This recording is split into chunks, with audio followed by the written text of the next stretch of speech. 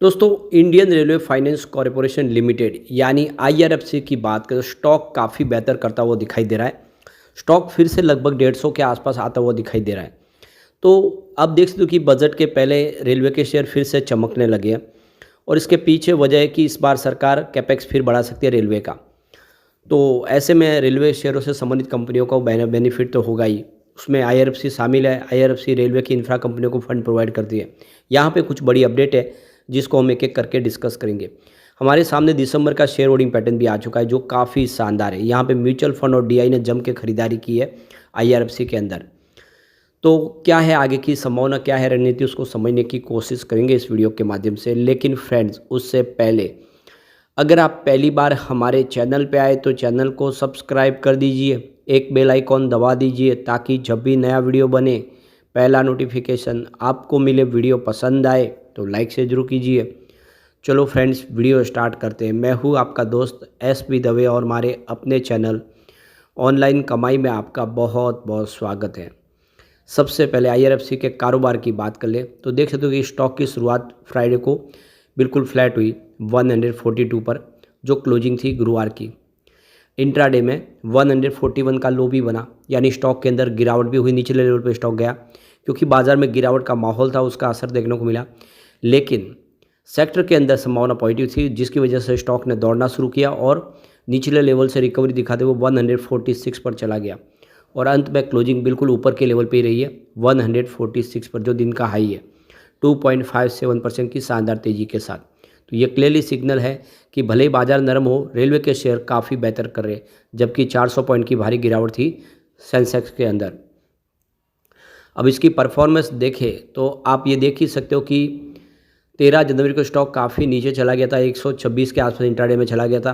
Closing 128 के आसपास थी, यानी 229 इसका अपना ऑल टाइम हाई है, उससे 100 रुपये नीचे स्टॉक आ गया था 13 जनवरी को। उसके बाद देख सकते हो कि पिछले 4 ट्रेडिंग सेशन से लगातार तेज़ी बन रही है और जो स्टॉक 128 के आसपास था वो अब देख सकते हो दौड़ते हुए 146 तक चला गया। तो काफ़ी बेहतर प्रदर्शन किया और निचले लेवल पे एक अच्छा मौका मिला था लोगों को एंट्री मारने के लिए। इसकी परफॉर्मेंस देखें तो पिछले 3 सालों में इसने 507% का पंपर रिटर्न दिया है। बड़ा एक मल्टीबैगर साबित हुआ पिछले 3 सालों में। 1 ईयर के हिसाब से यहाँ पे 1.95% की अभी इस समय गिरावट देखने को मिल रही है। 3 मंथ की बात कर ले तो 1.96% की गिरावट है और पिछले 1 महीने में यहाँ पे 6.68% की गिरावट हुई है, यानी स्टॉक अभी भी इस समय दबाव में ही है। अगर हम महीने के हिसाब से भी देखें तो पिछले 1 दिन के हिसाब से 2.25% की तेज़ी बन गई है। अब यहाँ पे जो बड़ी अपडेट निकल के आ रही है, आईआरएफसी ने एक्सचेंज को जानकारी दी है कि उनको एक्सीलेंट रेटिंग प्राप्त हुई है एमओयू परफॉर्मेंस के आधार पर फाइनेंशियल 2023-24 के लिए। तो कंपनी एमओयू के माध्यम से बहुत सारे बिजनेस को आगे बढ़ाने की जो तैयारी कर रही है उसका इनको इस समय जो बेनिफिट मिला है।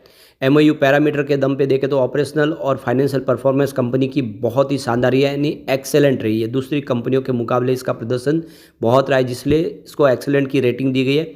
ये डिपार्टमेंट ऑफ पब्लिक इंटरप्राइजेस यानी डीपीई की तरफ से मिनिस्ट्री ऑफ फाइनेंस ने इनको यह एक्सेलेंट की रेटिंग दी है, यानी जो बिजनेस है वाकई में इनका एक्सेलेंट है और परफॉर्मेंस इसकी बहुत बेहतर है। ये साबित होता है इस एक्सेलेंट की रेटिंग के माध्यम से कि कंपनी बहुत ही बेहतरीन तरीके से अपने काम को लेकर आगे बढ़ रही है और आने वाले समय इससे शानदार हमें परफॉर्मेंस देखने को मिल सकती है।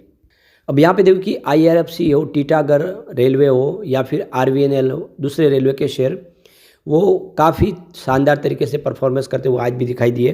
तो यूनियन बजट के मद्देनज़र यहाँ पे रेलवे के शेयरों में फिर से चमक लौट आई और रेलवे के शेयर बहुत ही बेहतर कर रहे, काफ़ी अच्छी दौड़ लगा रहे। गिरते बाजार में भी इन्होंने आज शानदार प्रदर्शन किया है।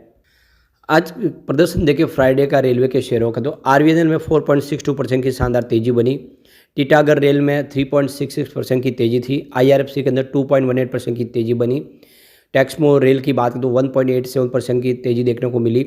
आईआरसीटीसी में 1.02% की तेज़ी थी। सीमेंस में 0.80% की तेज़ी और रेल टेल में 0.56% की तेज़ी थी। अब यहाँ पे रेलवे बजट को लेकर एलेरा कैपिटल ने अपनी एक राय दी है कि इस बार फाइनेंशियल 2026 के अंदर जो बजट है उसमें 5 से लेकर 10% की वृद्धि की जा सकती है। रेलवे सेक्टर के लिए कुछ बड़े ऐलान किए जा सकते हैं। तो हर्षित कपाड़िया जो एनालिस्ट और वाइस प्रेसिडेंट है कंज्यूमर ड्यूरेबल इलेक्ट्रिकल और कैपिटल गुड्स एलेरा कैपिटल प्रोजेक्ट के, इस बार 5% से 10% और कैपेक्स बढ़ाया जा सकता है। पिछली बार 4% की वृद्धि की थी। सरकार ने 2.65 लाख करोड़ के रेलवे बजट का ऐलान किया था। तो इस समय सरकार रेलवे के अंदर जो टेक्नोलॉजी है उसमें काफ़ी ज़्यादा मॉडर्न तरीके से किस तरह से उसको और मजबूती के साथ आगे बढ़ाया जाए, इंफ्रास्ट्रक्चर को किस तरह से डेवलप किया जाए, इसके अलावा रेलवे की सुरक्षा के ऊपर, सेफ्टी के ऊपर किस तरह से ध्यान दिया जाए, रेलवे के दोहरीकरण के लिए, रेलवे की इलेक्ट्रिफिकेशन के लिए अभी और तेज़ी से काम बढ़ाया जाएगा। जो बाकी रह गया वो सारा किया जाएगा। तो इस बार का बजट काफ़ी शानदार रहने की उम्मीद है। इस बार बजट काफ़ी ज़्यादा बढ़ाया जा सकता है, जिससे रेलवे के शेयर और चमकते हुए दिखाई दे सकते हैं। तो एल्ड्रा कैपिटल का कहना है कि इससे रेलवे से संबंधित कंपनियों को बहुत सारा बेनिफिट हो सकता है और आने वाले समय बेहतर करते हुए दिखाई दे सकते हैं। तो यहाँ पे देखिए महेश कुमार गुप्ता जो farmer member of railway board के, उनका कहना है कि इस समय सेफ्टी, सिक्योरिटी और के ऊपर खास ध्यान दिया जा रहा है, कस्टमर को सबसे शानदार सुविधा मिले। तो लास्ट ईयर भी इसके ऊपर खर्च काफ़ी ज़्यादा किया। इस बार जो खर्च और बढ़ने की उम्मीद है, जो बजट दिया था वो बजट लगभग पूरा किया गया है। अब देख सकते हो कि जब से बनी है नई एनडीए की सरकार, तब से लगातार रेलवे के अंदर बहुत सारा खर्च बढ़ाया जा रहा है और इस बार भी कवच टेक्नोलॉजी के ऊपर काफ़ी ज़्यादा खर्च किया जा सकता है। इसके अलावा देखें तो कि फ्रेट कॉरिडोर के ऊपर भी खर्च हो सकता है और लोकोमोटिव के ऊपर नए वैगन बनाने के लिए, तो काफ़ी ज़्यादा निवेश की संभावना बन रही है। ऐसे में रेलवे के शेयर आने वाले समय और बेहतर कर सकते हैं। यहाँ पे कुछ और मार्केट के जो जानकार हैं उनके हिसाब से रेलवे के बजट में इस बार 15% तक की वृद्धि हो सकती है और ऐसा अगर होता है तो रेलवे के शेयर आने वाले समय और भी बेहतर कर सकते हैं। वैसे भी IRFC 229 तक जाके आ चुका है, तो इस समय उस लेवल से काफ़ी नीचे है। अब हमारे सामने शेयर होल्डिंग पैटर्न आ चुका है दिसंबर का, उसको भी एक बार देख लेते हैं।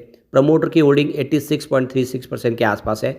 इसको 75% पे लाना होगा। हो सकता है कि आने वाले कुछ दिनों में OFS लाया जाए 11.36% की होल्डिंग को ट्रिम करने के लिए। अभी कोई फैसला हुआ नहीं है, कोई भी गिरवी शेयर नहीं है। FI की बात करें तो FI लगातार बाजार में अभी बिकवाली कर रहे। 1.11% की होल्डिंग थी उनकी जून क्वार्टर में, सितंबर में घट के 1.09% के आसपास आई। फिलहाल उनकी 1.01% की होल्डिंग है।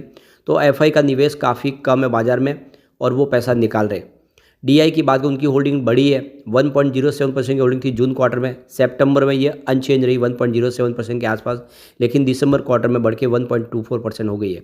यानी DI ने दिसंबर महीने में निवेश बढ़ा दिया IRFC के अंदर। बात करें म्यूचुअल फंड की तो 0.55% की होल्डिंग थी जून क्वार्टर में, सितंबर में घट के 0.15% के आसपास आ गई। यानी म्यूचुअल फंड ने अपनी होल्डिंग ट्रिम की थी सितंबर क्वार्टर में, लेकिन दिसंबर में फिर से होल्डिंग को बढ़ा दिया है और 0.24% की होल्डिंग हो गई है म्यूचुअल फंड की भी। यानी DI और म्यूचुअल फंड दोनों ने अपने निवेश को बढ़ा दिया है। अब बात करें जनरल पब्लिक की, 11.46% की होल्डिंग थी जून क्वार्टर में, जो सितंबर में बढ़ के 11.48% हो गई, लेकिन इस बार दिसंबर क्वार्टर में 11.39% हुई है।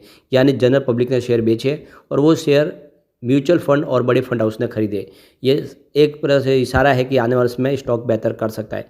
ऐसे में आने वाले समय के लिए संभावना काफ़ी पॉजिटिव लग रही है। बजट का इंतजार करना होगा और रिजल्ट भी आएगा। ऐसे में दो ट्रिगर एक साथ इसको देखने को मिल सकते हैं। लेकिन फ्रेंड्स, कोई भी इन्वेस्टमेंट करने से पहले अपने फाइनेंशियल एडवाइजर से एडवाइस ले ले या अपना खुद का रिसर्च करें, क्योंकि मैंने वीडियो आपके एजुकेशनल पर्पज़ के लिए ही बनाए। वीडियो पसंद आए तो लाइक से जरूर कीजिए और चैनल को सब्सक्राइब कर दीजिए। Thank you friends.